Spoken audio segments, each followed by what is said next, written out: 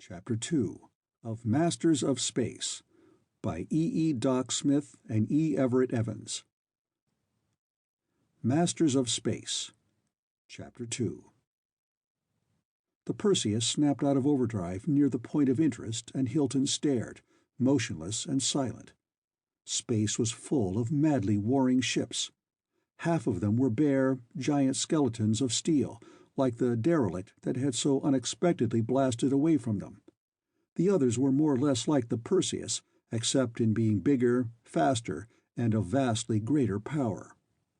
Beams of starkly incredible power bit at and clung to equally capable defensive screens of pure force.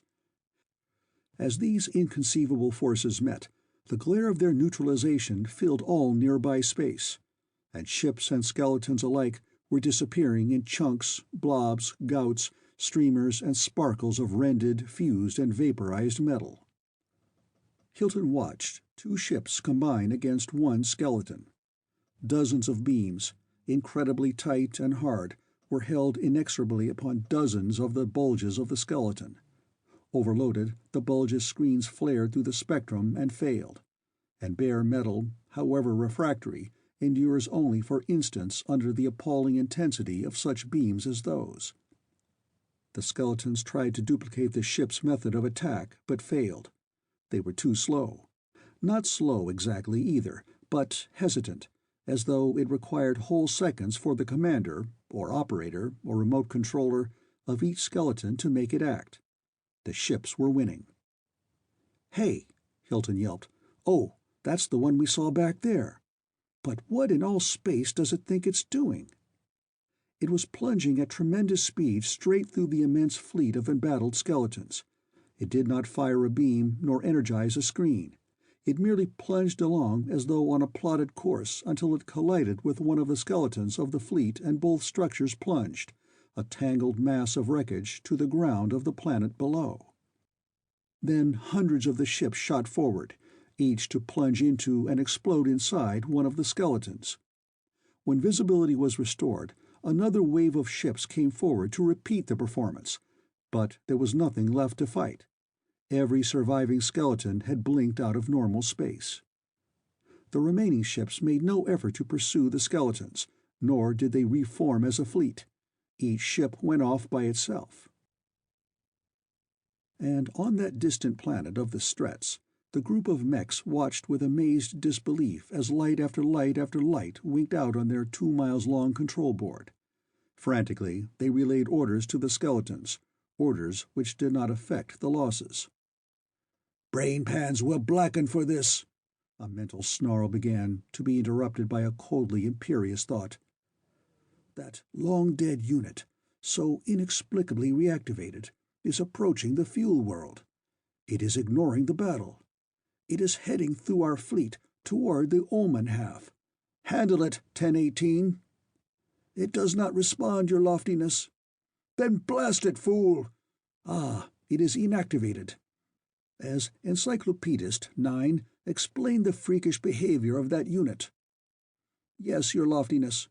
Many cycles ago, we sent a ship against the Omans with a new device of destruction. The Omans must have intercepted it, drained it of power, and allowed it to drift on. After all these cycles of time, it must have come upon a small source of power and, of course, continued its mission. That can be the truth. The lords of the universe must be informed. The mining units, the carriers, and the refiners have not been affected, your loftiness," a mech radiated. "So I see, fool." Then, activating another instrument, his loftiness thought at it, in an entirely different vein. "Lord Enos, madam, I have to make a very grave report." In the Perseus, 4 scientists and 3 Navy officers were arguing heatedly, employing deep space verbiage not to be found in any dictionary. "Jarv," Carnes called out, and Hilton joined the group. "Does anything about this planet make any sense to you?" "No, but you're the planetographer. What's the matter with it?" "It's a good 300 degrees Kelvin too hot." "Well, you know it's loaded with uranexite." "That much? The whole crust practically jewelry ore?" If that's what the figures say, I'll buy it. Buy this, then. Continuous daylight everywhere. Noon, June, sol quality light, except that it's all in the visible. Frank says it's from bombardment of a layer of something, and Frank admits that the whole thing's impossible. When Frank makes up his mind what something is, I'll take it as a datum. Third thing, there's only one city on this continent, and it's protected by a screen that nobody ever heard of. Hilton pondered, then turned to the captain. Will you please run a search pattern, sir? Fine-toothing only the hot spots? The planet was approximately the same size as Terra. Its atmosphere, except for its intense radiation, was similar to Terra's. There were two continents, one immense girdling ocean. The temperature of the land surface was everywhere about 100 degrees Fahrenheit, that of the water about 90 degrees Fahrenheit.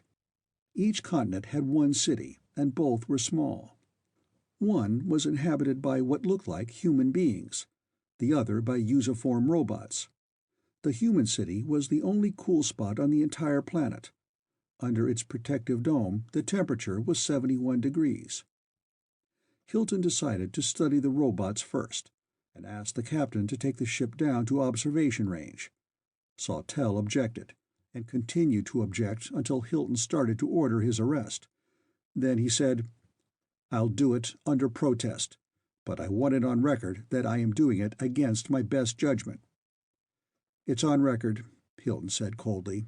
"Everything said and done is being and will continue to be recorded."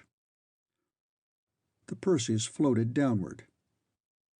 "There's what I want most to see," Hilton said finally. "That big strip mining operation. That's it. Hold it." Then, via throat mic, "Attention, all scientists. You all know what to do. Start doing it." Sandra's blonde head was very close to Hilton's brown one as they both stared into Hilton's plate. "Why, they look like giant armadillos!" she exclaimed. "More like tanks," he disagreed, "except that they've got legs, wheels, and treads, and arms, cutters, diggers, probes, and conveyors. And look at the way those buckets dip solid rock." The fantastic machine was moving very slowly along a bench or shelf that it was making for itself as it went along. Below it, to its left, dropped other benches being made by other mining machines. The machines were not using explosives. Hard though the ore was, the tools were so much harder and were driven with such tremendous power that the stuff might just have well have been slightly clayed sand. Every bit of loosened ore, down to the finest dust, was forced into a conveyor and thence into the armored body of the machine. There it went into a mechanism whose basic principles Hilton could not understand. From this monstrosity emerged two streams of product. One of these, comprising 99.9+% of the input, went out through another conveyor into the vast hold of a vehicle, which, when full and replaced by a duplicate of itself, went careening madly cross-country to a dump. The other product, a slow, very small stream of tiny, glistening black pellets, fell into a 1-gallon container being held watchfully by a small machine, more or less like a 3-wheeled motor scooter, which was moving carefully along beside the giant miner. When this can was almost full, another scooter rolled up and, without losing a single pellet, took over place and function. The first scooter then covered its bucket, clamped it solidly into a recess designed for the purpose, and dashed away toward the city. Hilton stared slack-jawed at Sandra. She stared back. "Do you make anything of that, Jarve?" "Nothing. They're taking pure uranexite and concentrating, or converting it, 1,000 to 1. I hope we'll be able to do something about it." "I hope so too, Chief, and I'm sure we will." "Well, that's enough for now. You may take us up now, Captain Sawtelle. And Sandy, will you please call all department heads and their assistants into the conference room?" At the head of the long conference table, Hilton studied his 14 department heads, all husky young men, and their assistants, all surprisingly attractive and well-built young women. Bud Carroll and Sylvia Bannister of Sociology sat together. He was almost as big as Carnes. She was a green-eyed redhead, whose 5'10" and 150 would have looked big except for the arrangement thereof. There were Bernadine and Hermione Vandermoen, the leggy, breasty, platinum-blonde twins, both of whom were Cowper medalists in physics. There was Etienne Deveau, the mathematical wizard, and Rebecca Eisenstein, the black-haired, flashing-eyed ex-infant prodigy theoretical astronomer. There was Beverly Bell, who made mathematically impossible chemical syntheses, who swam channels for days on end and computed planetary orbits in her sleekly coiffured head. "First we'll have a get-together," Hilton said. "Nothing recorded, just to get acquainted. You all know that our 14 departments cover science from astronomy to zoology." He paused. Again his eyes swept the group. Stella Wing, who would have been a grand opera star except for her drive to know everything about language. Theodora Teddy Blake, who would prove gleefully that she was the world's best model, but was in fact the most brilliantly promising theatrician who had ever lived. "No other force like this has ever been assembled," Hilton went on. "In more ways than one. Sawtelle wanted Jeffers to head this group instead of me. Everybody thought he would head it." "And Hilton wanted Eggleston and got me," Sandra said. "That's right. And quite a few of you didn't want to come at all, but were told by the board to come or else." The group stirred. Eyes met eyes, and there were smiles. "I myself think Jeffers should have had the job. I've never handled anything half this big, and I'll need a lot of help. But I'm stuck with it, and you're all stuck with me. So we'll all take it and like it. You've noticed, of course, the accent on youth. The Navy crew is normal, except for the commanders being unusually young. But we aren't. None of us is 30 yet, and none of us has ever been married. You fellows look like a team of professional athletes, and you girls, well, if I didn't know better, I'd say the board had screened you for the front row of the chorus instead of for a top-bracket brain gang. How they found so many of you, I'll never know." "Viril men and nubile women," Etienne Deveau leered enthusiastically. "Vive la board! Nubile, bravo, Tiny! Quelle délicatesse de nuance! 3 rousing cheers for the board!" "Keep still, you nitwits. Let me ask a question." This came from one of the twins. "Before you give us the deduction, Jarvis, or will it be an intuition or an induction or an inducement?" the other twin suggested helpfully. "Not that you would need very much of that." "You keep still too, Miney. I'm asking Sir Moderator if I can give my deduction first." "Sure, Bernadine, go ahead." "They figured we're going to get completely lost. Then we'll jettison the Navy, hunt up a planet of our own, and start a race to end all human races. Or would you call this a seduction instead of a deduction?" This produced a storm of whistles, cheers, and jeers that it took several seconds to quell. "But seriously, Jarvis," Bernadine went on, "we've all been wondering, and it doesn't make sense. Have you any idea at all of what the board actually did have in mind?" "I believe that the board selected for mental, not physical qualities, for the ability to handle anything unexpected or unusual that comes up, no matter what it is." "You think it wasn't double-barreled?" asked Kincaid the psychologist. He smiled quizzically. "That all this virility and nubility and glamour is pure coincidence?" "No," Hilton said with an almost imperceptible flick of an eyelid. "Coincidence is as meaningless as paradox. I think they found out that, barring freaks, the best minds are in the best bodies." "Could be. The idea has been propounded before." "Now, let's get to work." Hilton flipped the switch of the recorder. "Starting with you, Sandy, each of you give a 2-minute boil-down. What you found and what you think." Something over an hour later, the meeting adjourned, and Hilton and Sandra strolled toward the control room. "I don't know whether you convinced Alexander Q. Kincaid or not, but you didn't quite convince me," Sandra said. "Nor him either." "Oh?" Sandra's eyebrows. "No. He grabbed the out I offered him. I didn't fool Teddy Blake or Temple Bells either. You four are all, though, I think. Temple? You think she's so smart? I don't think so, no. Don't fool yourself, chick. Temple Bells looks and acts sweet and innocent and virginal. Maybe, probably, she is. But she isn't showing a fraction of the stuff she's really got.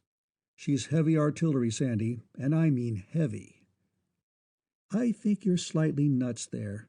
But do you really believe that the board was playing Cupid?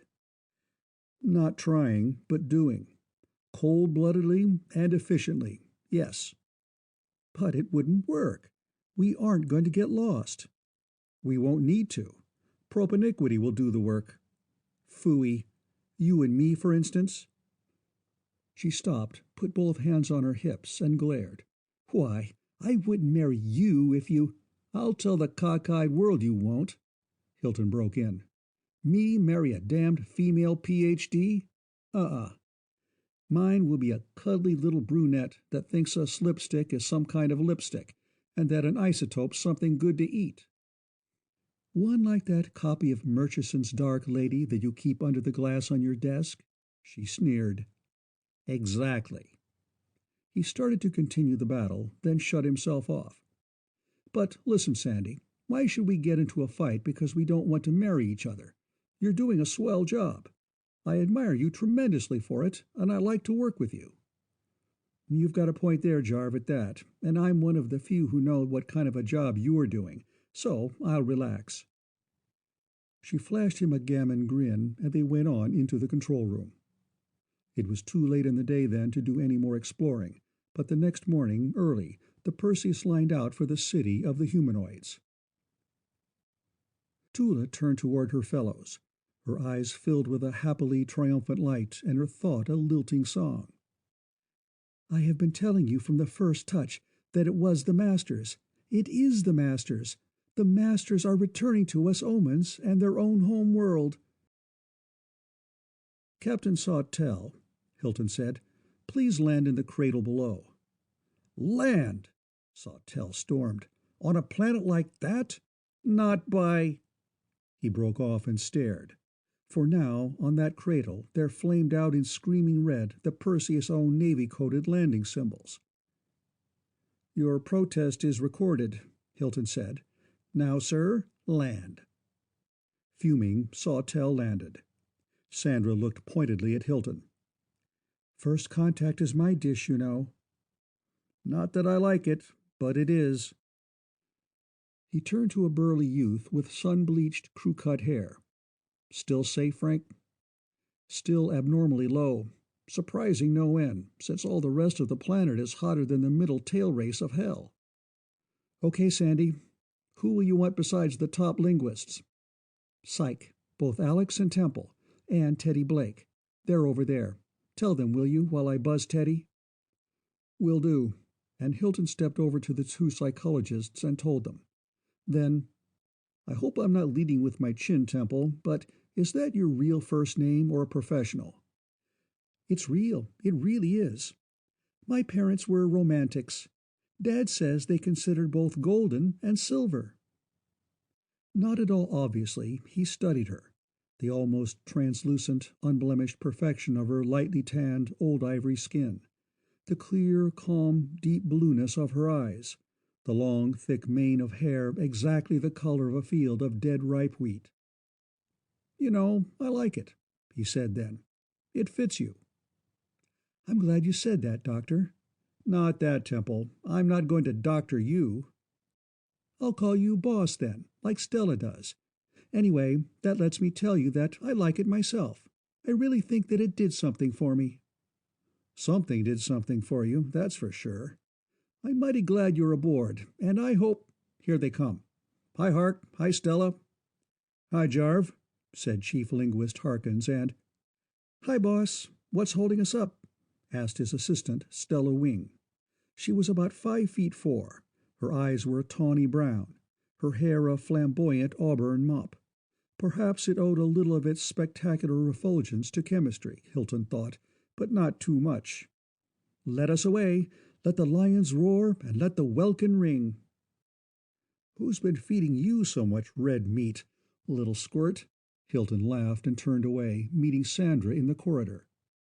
Okay, chick, take 'em away. We'll cover you. Luck, girl. And in the control room to Sawtell, needle beam cover, please. Set for minimum aperture and lethal blast. But no firing, Captain Sawtell, until I give the order. The Perseus was surrounded by hundreds of natives. They were all adults, all naked, and about equally divided as to sex. They were friendly, most enthusiastically so. "Jarv," Sandra squealed, "they're telepathic. Very strongly so. I never felt anything like it." "Any rough stuff?" Hilton demanded. "Oh, no, just the opposite. They love us, in a way that's simply indescribable. I don't like this telepathy business. Not clear. Foggy, diffuse. This woman is sure I'm her long-lost great-great 100 times grandmother or something. You, slow down. Take it easy. They want us all to come out here and live with, no, not with them, but each of us alone in a whole house with them to wait on us. But first, they all want to come aboard." "What?" Hilton yelped. "But are you sure they're friendly?" "Positive, Chief." "How about you, Alex?" "We're all sure, Jarv. No question about it." "Bring 2 of them aboard, a man and a woman." "You won't bring any," Sawtell thundered. "Hilton, I had enough of your stupid, starry-eyed, ivory-domed blundering long ago, but this utterly idiotic brainstorm of letting enemy aliens aboard us ends all civilian command.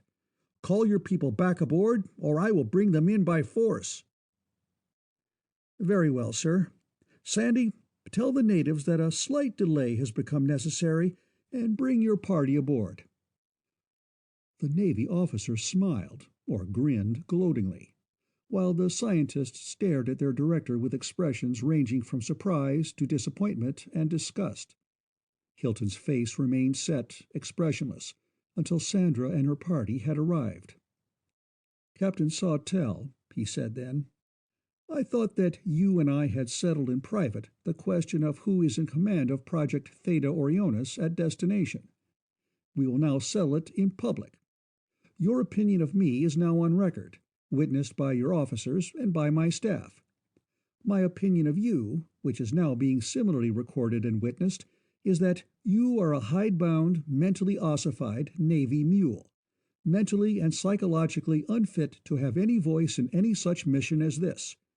You will now agree on this recording and before these witnesses to obey my orders unquestioningly, or I will now unload all Bureau of Science personnel and equipment onto this planet and send you and the Perseus back to Terra with the doubly sealed record of this episode posted to the advisory board. Take your choice." Eyes locked, and under Hilton's uncompromising stare, Sawtell weakened. He fidgeted, tried 3 times, unsuccessfully, to blare defiance. Then, "Very well, sir," he said, and saluted. "Thank you, sir," Hilton said, then turned to his staff. "Okay, Sandy, go ahead." Outside the control room door, "Thank God you don't play poker, Jarv," Carnes gasped. "We'd all owe you all the pay we'll ever get." "You think it was the bluff, yes?" DeVoe asked. "Me, I think no. Name of a name of a name. I was wondering with unease what life would be like on this so-alien planet." "You didn't need to wonder, Tiny," Hilton assured him. "It was in the bag. He's incapable of abandonment." Beverly Bell, the Vandermoen twins, and Temple Bells all stared at Hilton in awe, and Sandra felt much the same way. "But suppose he had called you?" Sandra demanded. "Speculating on the impossible is unprofitable," he said.